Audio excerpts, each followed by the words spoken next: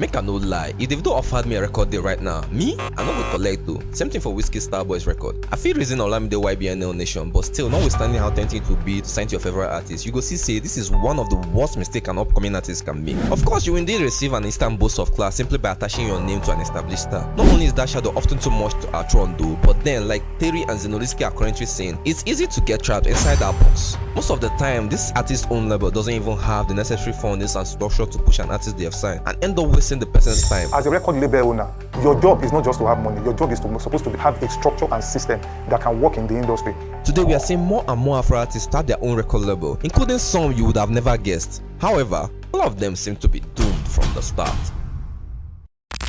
The real reason why an artist start their own record label is simple. After seeing firsthand how labels operate and more specifically the potential money in them, most of them tend to leave their major label after seeing they have reached a level where their label is becoming less beneficial to them like it was when they got signed. Here in 2023, we've now seen countless Afro artists enter the business themselves. From some of the earliest artist-owned labels such as Banky W's EME, ID Kabasa's Coded Tunes, LD's Tribes Record, Don Jazzy and the Banj Mohit, to the more recent ones like Don Jazzy's Marvin's Record, Davido's DMW, Wizkid Starboy's Entertainment, Olamide's YBNL Nation, Fino's Penthouse, the Prince Chosen World, Burna Boy Spaceship Entertainment, and also the Banj DB Record. Today it feels like every at least semi-popular artist have other artists signed under them. Kiss Daniel's Flyboy Music, Mr. Easy Empower Record, Naira Marley's Malian Music, Zalatan's Zanku Record, Buju TYE Record, and even Charlie Pop himself get Plutomania Record, to name a few. The things that the both artists they are saying. Yeah.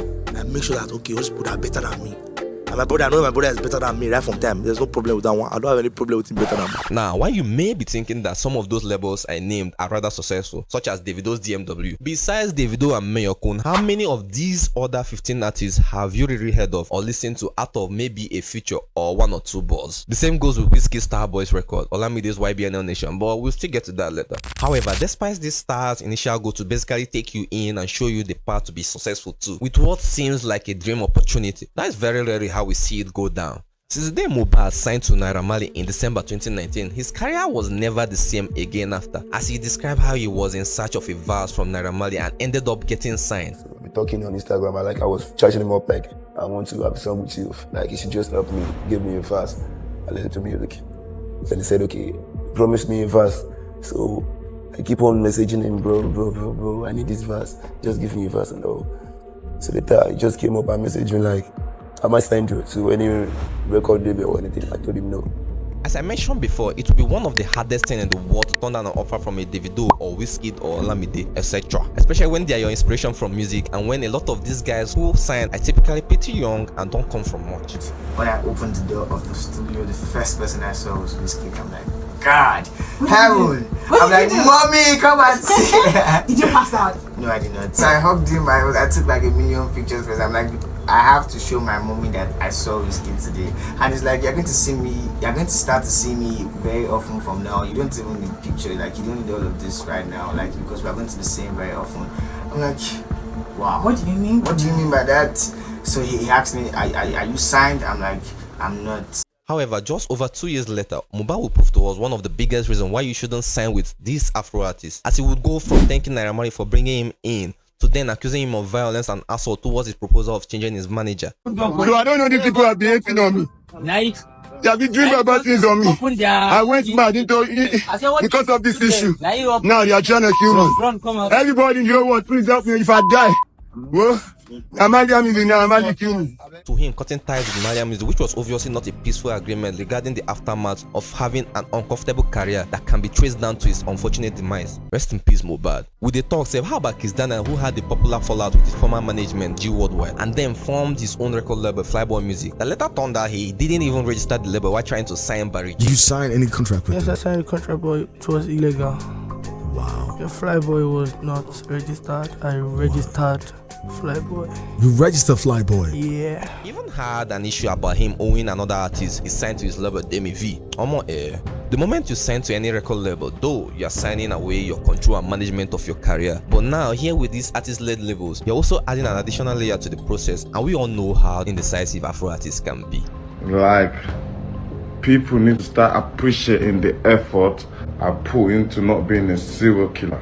And while yes, you do receive an instant clout just by associating yourself with them, being known as the guy who signed to so and so can often cast too big of a shadow to our throne. It's very easy for fans to label a guy like Taves at TYE Entertainment, for example, as Benson's psychic, or as you will often hear people say, Moravian Logo Sorori are quotes Davido's kids. Some fans also argued that Wizkid should have signed with Davido DMW too with Refresh back then. But honestly, I disagree. I really don't think Wizkid would be as big as he is now, headlining these shows and pulling this massive number if he had signed under Davido's wing. After grinding independently for years, Wizkid signed his first record deal back in 2019 alongside Mohbad, C Black and Fabian Blue with Naira Marley's Malian Music record label. They were the first people signed to the newly formed record label. Together they have done a perfect job in managing his career. However, as you have seen with the above incident that occurred regarding Mohbad's case and unfortunate demise, Zino was slammed alongside his boss Naira Marley concerning involvement with the cause of Mohbad's death, from Zino being accused of having a hand in the incident, pointing fingers at him for betraying Mohbad, to getting cancelled by fans and people refusing to accept his music. Zino, change it, Zino.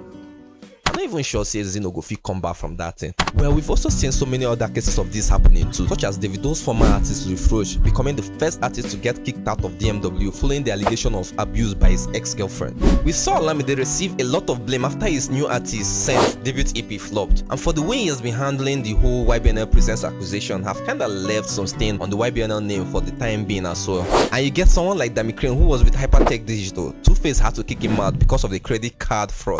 Though as an artist, once you sign to a big Afro artist label, your career is now affected by what happens to them as well. Unfortunate incidents such as the Mohbad incident put a wrinkle on the Malian music artist's plan. The branching downscale of his career ever since the Kanye Good Music label and Mohit incident has led to him not being able to hold up his DB record label. Not to talk of the artists he has wasted their time and dreams on it. Hi, my name is Stone to DK, aka the Duchess of DB Records. It could also be traced down to low demands of the kind of music a label makes, such as how the Eastern music market has made it impossible for female painters to groom artists to mainstream. If you're an artist in Lagos, you struggle to blow in Lagos, then you are blown. Yeah. If you're an artist in the East, you struggle to blow in East, then you can't struggle again to blow. So you are blowing 2 times. It's already a big struggle. For every big name artist you know at one of these Afro Artists-owned record label, there are probably at least 5 to 10 other guys you've never heard of that have been signed for years. Like, despite finding absolute gold in America, what about the 15 plus artists who were once signed to DMW too? Besides Wizkid and Mohbad, who else don't make noise for Naira Marley's Malian music? Or again, nobody on Zlatan Zanko record has even come close to breaking into the mainstream. The truth is though, that's how every record label was, if you are being honest. Look at any major label, you see that the majority of their roster isn't even popping, but then they'll have a few big stars to make up for it. This artist own level are still record level, and as we know, a lot of love goes into making it into the music industry. Plus they suppose get their own problems too, like all the major labels have. The big difference is that we just don't hear about every single miss like we do with the Starboys record. For example, some fans argue that Wizkid has ruined Three's career, but really his association with Wizkid has been what helped land him this big opportunity, such as performing on the O2 Arena, sharing stage with superstars like Davido and other superstars in the industry. But again, it's all about what you do with the opportunity.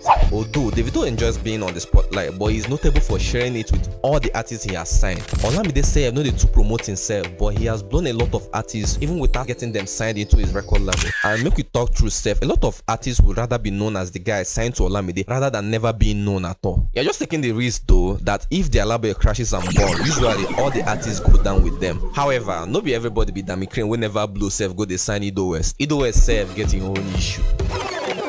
What did you do for the way you sign me? You sign me with no money, no accommodation, no wire, no light, no anything, no info, no payment, no sleep, no BOA, no West Fargo, no everything, no capital A. There are exceptions like Mr. Easy with his established Empower and Don Jazzy known for his commitment to nurturing talents under Marvin's record. While the industry has its challenges, there are artists and labels generally invested in success of the talents they sign. You may have also noticed that a lot of these Afro artists starting their own labels today were once signed under another Afro artist in their career. From Wizkid first signing to Banky WEME, Mr. Easy signing to Wizkid Starboy Entertainment. The Prince was among the first artists to sign to Don Jazzy's Marvin's record, and of course Buju signing to his idol Burna Boy. But but eventually they all just get to that point where they are too big and need to move on. And despite Wizkid's split with EME in 2014 being rather mutual, it isn't always that easy. It was a great time of my life because I'm thankful to Banky W for everything it's done for me. But at a certain point, artists will definitely want to get to a stage where you want to progress and move forward. Why one could look at YBNL Nation and say it's a failure due to Saint, Victor and J-Boy, someone else could say that it's a success thanks to Fireboy, Lil Kesh and Ashake. See, I know say it's not easy to push your dreams alone, no, but my advice to any up and coming artist is to instead focus on building your brand independently. Learn the business side of the industry and network like there is no tomorrow. See, even though you want sign safe, have a plan B. Invest in your skills and protect your work. Embrace social media. I don't know how we take talk. See, do anything you can to avoid long-term commitment. It's your journey, so make informed decision that aligns with your goal. Remember, patience and persistence pays off in the long run. There are definitely pros and cons to weigh while signing to another artist, but as we also know, that's true for any major level. However, me, I still know the sign with Davido,